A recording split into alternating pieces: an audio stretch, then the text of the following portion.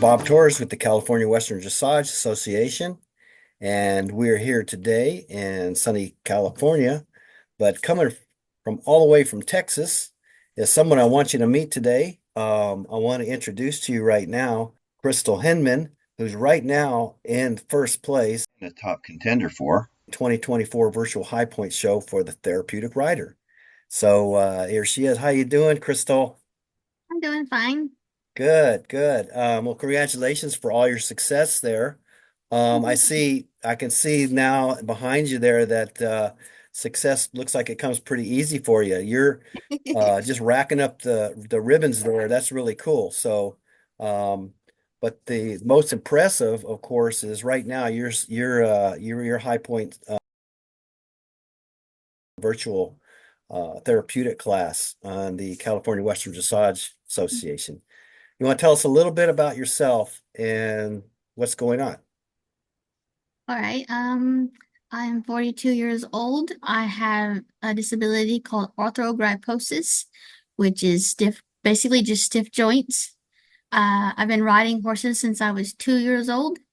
I started riding horses as just for therapy reasons, and then I started competing and moving on up into like more competitive riding rather than just the therapeutic riding. And Hmm. about 3 years ago, I went blind in my right eye, and I thought I was going to have to stop riding because my depth perception was off with only having one eye, and my balance and everything was it was scary being on a horse Mm. with only one eye. So I Right. thought I was going to have to give it up. But the coach that I had at the time actually made me ride with both eyes closed so Oh, that I had to trust how I felt rather than what I seen, and that helped a lot. oh my gosh, what a great way to learn how to ride again by she had you. I've heard about riding with no arms, but without your eyes open, that's different. Yeah, Uh, it's a very so weird so so you sensation. did so you did that for a while and that kind of helped with your balance and stuff? And I did that on my old horse. I have now retired him. Okay. But he was pretty much bomb proof, so I trusted him. I knew he wasn't going to do anything. But he's 28 years old now, so I don't ride him anymore. Okay. And so now you're on a new horse. Tell us about your new horse. Yes. Yes. So all these ribbons and everything have been won with the one I have now. Her name is Buttercup. Okay. Her registered name is As You Wish Princess Buttercup. She is a 16-year-old halflinger, Oh, and I okay. actually rescued her from the kill pen. Oh, that's nice. That's great. So you're doing all your showing now on Buttercup. Yes. Okay. And so tell us a little bit about your partnership and your companionship with Buttercup and how that developed. So taking a horse from the kill pen is quite I would say a challenge. Mm-hmm. And then also probably for Buttercup too, being Yes. taken on by a physically challenged person too, right? I It mean, was very tell strange. us So about like that. from the day one, like when I first saw her, you would think that because I'm in a wheelchair, so you would Mhm. think the wheelchair would scare her. But actually, when the leader was bringing her around the corner for me to see her, she actually yanked away from the leader and came straight to me and put her head in my lap. That's And she wonderful. follows me. She followed me around like a puppy. Never was scared of the wheelchair. I didn't even have to really teach her to follow me or stay beside me or be okay with the wheelchair. She was totally fine. That's amazing. That's amazing. So she bonded to you right away then. Mhm. I mean, Now, it was an the one thing immediate I did thing. have to work on with her, she was pretty much scared of everything, other than the wheelchair. Everything but the Surprisingly, wheelchair. yeah. So she felt the safety of the wheelchair, probably wanted to be with you all the time, Mhm. right? I Yeah, mean, so I didn't get to ride her immediately. It oh took yeah. several months to get her where she was safe enough for me to ride. She was not being bad. She was just being quite spooky. Like everything scared her. So we did a lot of showmanship, a lot of like groundwork. Actually, that was the first thing I showed her in was showmanship. Ah, So I taught her a lot of groundwork because she was broke to ride when I got her. Like she hmm knew her basics, but she hmm had no ground manners. Not that she was being bad or pushy. She just didn't understand what to Right. do. So I taught her Everything. Like everything she knows to do now, I taught her. Right. And you bring up a good point. Sometimes you get these horses that they're not doing anything bad. They just have never been taught Yeah. how to behave themselves on the ground. People Yeah. want to ride them right away. They want to do all this stuff right away, but they haven't even started anything on the ground. So the groundwork is so important, isn't it? Yeah. The only thing she was really kind of naughty with is she didn't understand personal space. She Yeah. was like wanting to push into like if someone else was like when I was doing it, she didn't try to like push into me. But if someone else was leading her, she was like stomp all over them. Like she didn't know where her feet were. So Ah. she was constant like she even stepped on my grandma's foot. Oh my gosh, yes, yes. Well, 90% of the horses are that way when we get them when they don't know anything, they don't understand that. But I'm so glad she found somebody like you so she could learn with your accomplishments and everything. How would you encourage the physically challenged to try riding in a divisional class or maybe a therapeutic class? How would you help them and encourage them to maybe participate in something like what you do?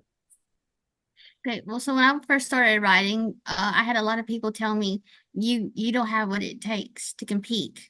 You Oh, know, you're not going to be strong enough to get the horse to listen to you, or you're going to get disappointed when you lose and hmm things like that. And I listened to them for a long time.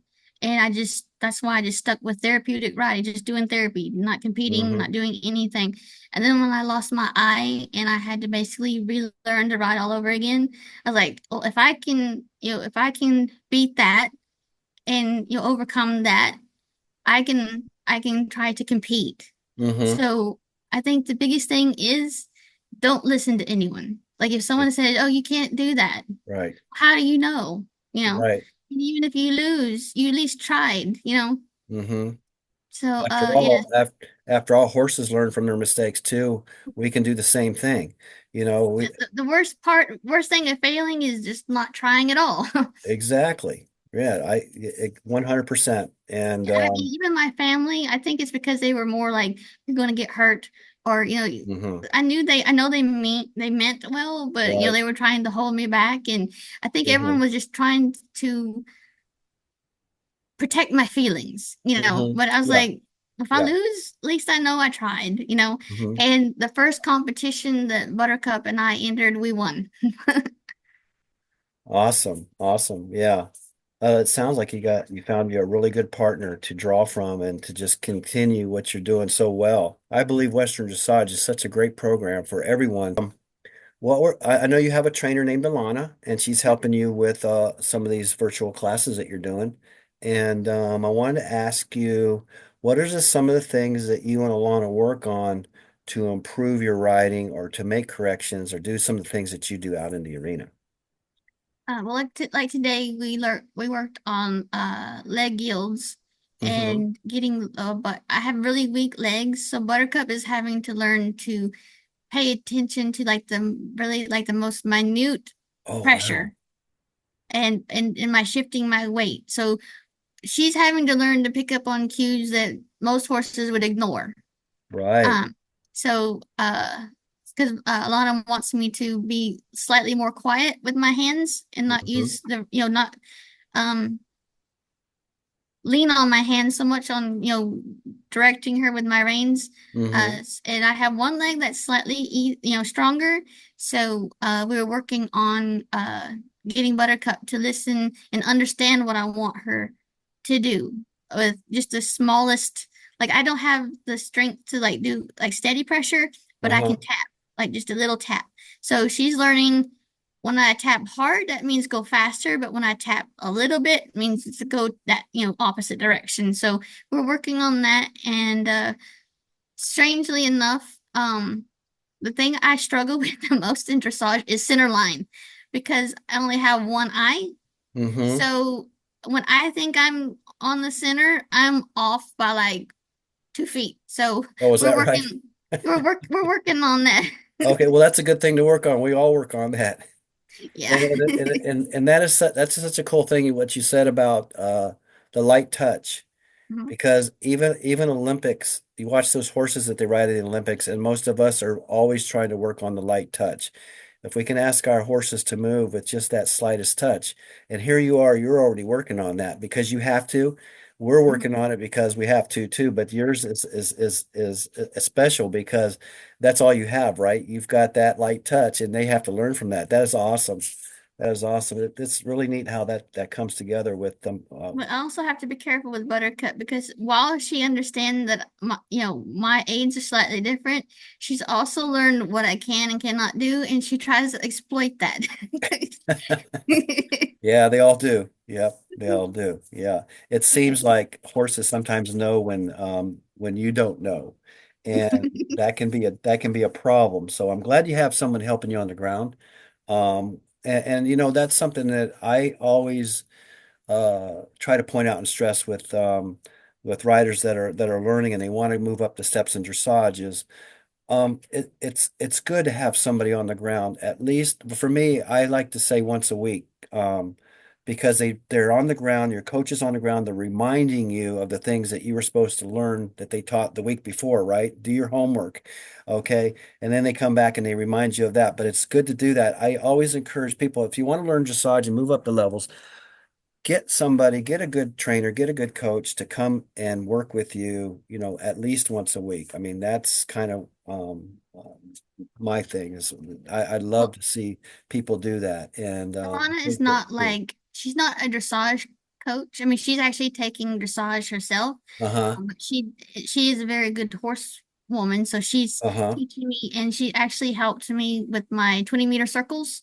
mm-hmm, Because okay, so like the 20-meter circles at E and B were fairly easy because I had slightly more guide where I know where I need to turn, but she put little pieces of yellow tape on the rail ah, to yeah, guide me. So once I pass E or B, on the other opposite side, I know where I need to be far enough out, and then at the center line I start turning, like the other way. So she's marked off everything with just a tiny piece of yellow tape, and that's once you do oh, a actual 20-meter circle, you're like, oh, that's what I was doing wrong.